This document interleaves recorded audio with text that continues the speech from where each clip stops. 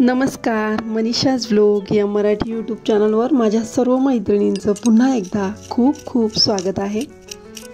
मला आहे ना मळ्यामध्ये धन टाकायचं होतं, तर धन टाकायला आले मी। त्याबरोबर मला काही पालेभाज्या पण लावायच्या होत्या, जसं की पालक, शेपू, मेथी, त्यानंतर दोडके, भोपळे, चवळी, सगळं काही मी बी वगैरे घेऊन आले घरून। मला सगळं लावायचं होतं आज। मागे पण मी लावलं होतं, पण आज राहिलेली शेपू आणि कोथिंबीर आहे ना मी काढून घेतली, तर ती संपली होती। तर म्हटलं चला आज पुन्हा लावू, म्हणजे ती पुन्हा नंतर महिना दीड महिन्याने आपल्याला काढायला येईल। तर हे बघा, तर माझं बी वगैरे लावायचं काम चाललं होतं। माझ्या लहान सासूबाई पण चक्करला आलेल्या होत्या आणि त्यांच्यासोबत गप्पा मारत मारत मी सर्व बी वगैरे लावलं। तर कसं आहे, मार्केटमधून आहे ना भाजीपाला आणण्यापेक्षा आपण जर घरात शेतात जर थोडं थोडं लावलं ना, तर आपल्याला नेहमी भाजीपाला हा घरचा कसा पुरवणीचा होतो। तर हे बघा, एवढी शेपू काढली मी आणि एवढी कोथिंबीर काढली, छान मस्त गावठी कोथिंबीर आहे। तर यातली ना मी काही आता स्टोर करून ठेवल फ्रीजमध्ये, अशी रोजची फोडणीला वगैरे दशम्या बनवायला, आणि काही आहे ना मी सुकवून वर्षभर स्टोर करून ठेवणार आहे। तर हे बघा, आणि कोथिंबीर कशी स्टोर करायची हे पण मी तुम्हाला या व्हिडिओमध्ये दाखवणार आहे पुढे। तर आता मी बागेत आली आहे। तर हे बघा, हे द्राक्षे वाईनचे द्राक्ष आहेत। तर मागील एका ब्लॉगमध्ये पण मी तुम्हाला वाईनच्या काही जातींविषयी माहिती सांगितली होती। तर आता बागेत आलेच आहे, तर तुम्हाला म्हटलं चला पुन्हा आणखी एक नवीन व्हरायटी आहे ही। तर वाईनच्या आहे ना काही मोस्ट पॉप्युलर व्हरायटींपैकी ना ही ग्रीनाश म्हणून ही व्हरायटी आहे, आणि हिचा उगम आहे ना हा स्पेनमधून बघायला मिळतो। तर ही ना जगातील आहे ना म्हणजे सर्वात मोठ्या प्रमाणात लागवड केलेल्या आहे ना रेड वाईनपैकी, रेड वाईनच्या ज्या द्राक्षाच्या जाती आहेत त्यापैकी एक आहे। आणि फ्रान्स आणि स्पेनमध्ये ना ह्या व्हरायटीचे ना खूप मोठ्या प्रमाणात वाईनचे क्षेत्र आहे। तर हिच्यात आहे ना अल्कोहोलचे जे प्रमाण आहे ना हे 13.5 ते 16% पर्यंत असते, म्हणजे इतर जातींपेक्षा आहे ना ते थोडंसं जास्त असतं। त्यामुळेच की काय माहितीची चव आहे ना थोडीशी गोड असते, आणि हिच्यात आहे ना टॅनिनची मात्रा पण एकदम संतुलित मात्रेत आहे। तर सिराज ह्या व्हरायटीच्या तुलनेत आहे ना हिच्यामध्ये आहे ना जे अल्कोहोलचं प्रमाण आहे ना हे जास्त आहे। तर ह्या व्हरायटीच्या द्राक्षांची जी चव आहे ना ही काहीशी नाशी पिकलेल्या स्ट्रॉबेरी सारखी लागते।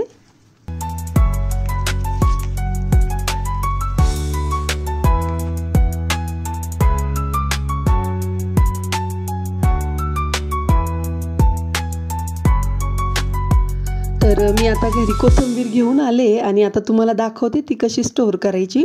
तर मी एका मोठ्या डब्यामध्ये ना फ्रीजमध्ये जे आपल्याला रोज वापरायला लागते ना ती काही भरून ठेवली, आणि वरतून आहे ना असा टिश्यू पेपर अंथरला किंवा न्यूजपेपर अंथरला ना तरी चालेल। त्यामुळं काय होतं, यावर मॉइश्चर येत नाही आणि कोथिंबीर लवकर खराब होत नाही किंवा पिवळी पडत नाही। आणि जे झाकणाचं मॉइश्चर आहे ना हे नेहमी कपड्याने पुसून घ्यायचं, म्हणजे टिश्यू पेपर पण ओला होत नाही आणि कोथिंबीर जास्तीत जास्त दिवस टिकते।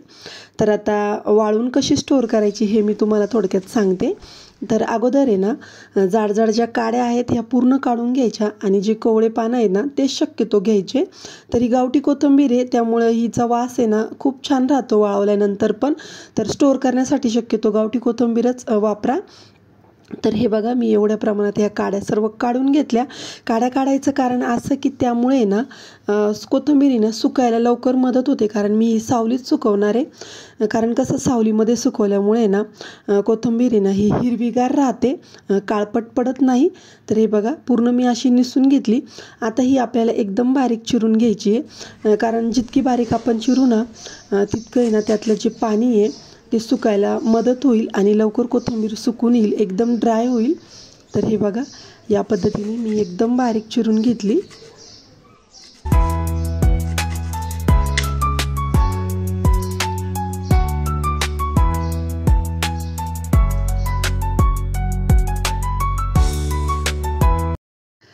चिरलेली सर्व कोथिंबीर आता आपल्याला आहे ना न्यूजपेपरवरती एकदम पातळ अशी पसरवून द्यायची आहे। न्यूजपेपर किंवा तुम्ही कपडा अंथरला तरी चालेल। तर जितकी पातळ पसरवता येईल ना तितकी पातळ पसरवायची, म्हणजे ती लवकर सुकायला मदत होते। जाड थर ठेवायचा नाही, मग ती ओलसर राहते आणि पिवळी पडते। तर एकदम पातळ अशी मी पसरवून दिली आहे। आणि सकाळचं आहे ना कोवळं ऊन गॅलरीमध्ये येतं, तर ते कोवळंच ऊन मी दिलं आहे, जास्त कडक ऊन दिलं नाही। कारण कडक उन्हात जर वाळवली ना तर ती थोडीशी अशी काळपट्टीचा रंग बदलतो आणि सावलीत जर सुकवली ना तर हिरवीगार राहायला मदत होते। तर हे बघा, आणि 2 दिवसात आरामशीर सुकते कोथिंबीर।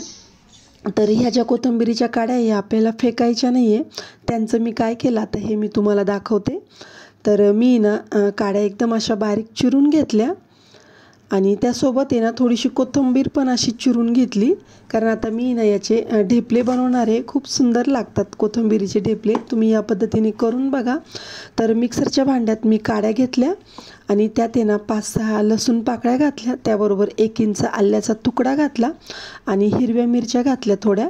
तर तुम्ही कमी जास्त घालू शकता, मी 2च घातल्या। चवीनुसार मीठ घालायचं म्हणजे हे मिश्रण लवकर बारीक होतं आणि अर्धा चमचे मी जिरे घातले त्यात आणि हे मिश्रण दळून घेतलं। तर 1 वाटी ना मी गव्हाचं पीठ घेतलं आणि त्यात हे मिश्रण जे दळलेलं आहे ते घातलं। तर ह्या स्टेजला तुम्ही इथं डाळीचं पीठ पण 2-1 चमचे घालू शकता, मी नाही घातलं। आणि आता मिक्सरच्या भांड्यात आहे ना पाणी टाकून त्याच पाण्यामध्ये ना मी याचा घट्टसर असा गोळा मळून घेणार आहे। चिमूटभर हिंग घालायचा आणि थोडेसे गावरान तीळ पण घालायचे, तिळामुळे ना ढेपले खूप सुंदर लागतात।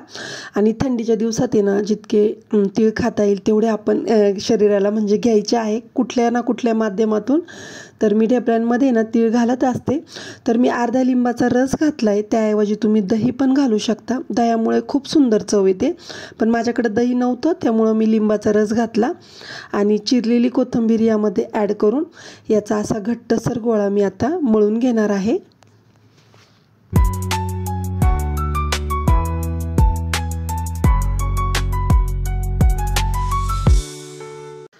पीठ आहे ना घट्ट मळल्यामुळे ना ढेपले असे कुरकुरीत आणि खुसखुशीत व्हायला मदत होते। तर हे बघा, या पद्धतीने मी मळून घेतला आणि 10-15 मिनिट आहे ना आपल्याला कपड्याखाली झाकून ठेवायचं आहे। तर 10-15 मिनिट आता झाले, आता आपण याचे ढेपले लाटून घेऊ। तर मी ना लिंबा एवढाले असे गोळे घेतले आणि थोडंसं पोळपटाला आहे ना तेल लावून घ्यायचं आणि या पद्धतीने असे लाटून घेतले। तर हे बघा, आपल्याला जास्त पातळ पण नाही आणि जास्त असे जाड पण नाही, मस्त असे लाटायचे एकसारखे, खूप सुंदर लागतात। आणि कोथिंबीरीच्या ज्या काड्या असतात ना त्यामध्ये खनिज मोठ्या प्रमाणात असतं, त्याबरोबर विटामिन पण असतात, कोथिंबीरीत लोह पण असतं। तर ज्या मेन काड्या आहे ना त्याच आपण फेकून देतो आणि अशा पद्धतीने जर आपण त्यांचा वापर केला ना तर नक्कीच आपल्या शरीराला आहे ना त्याचं म्हणजे पौष्टिक तत्व हे भेटायला मदत होते। तर हे बघा, मी मस्त पातळ असा ढेपला असा लाटून तव्यावरती आता खरपूस भाजून घेणार आहे। हा दोन्ही बाजूनी ना एकदम लाल रंगावरती छान असे लाल डाग पडेपर्यंत मस्त भाजून घ्यायचे खरपूस आणि त्याला आहे ना तूप लावायचं गावठी वरतून, दह्यासोबत, त्यानंतर टोमॅटो केचपसोबत किंवा एखाद्या चटणीसोबत खोबऱ्याच्या म्हणा, खूप छान लागतात। तुम्ही एकदा नक्की ट्राय करा, मस्त तोंडाला चव येते। लहान मुलं आहे ना खूप आवडीने खातात, तुम्ही त्यांना टिफिनला पण देऊ शकता, छान लागतात।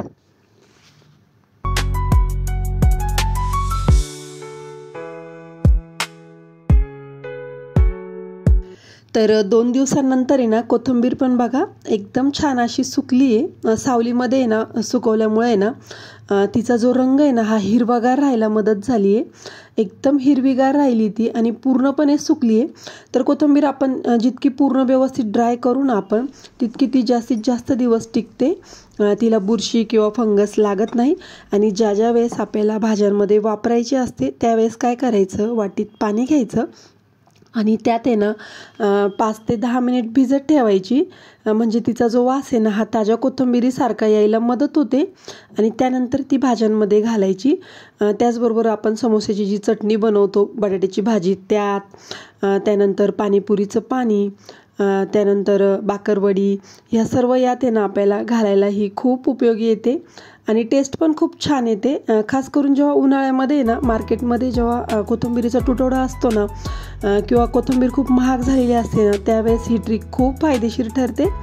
तर फ्रेंड्स, व्हिडिओ आवडला असेल तर लाईक करा, शेअर करा, माझ्या चॅनलला सबस्क्राईब करा, म्हणजे मी अपलोड केलेले नवीन व्हिडिओज तुम्हाला बघायला मिळतील। तर पुन्हा भेटूया एका नवीन ब्लॉगसोबत। धन्यवाद, बाय बाय।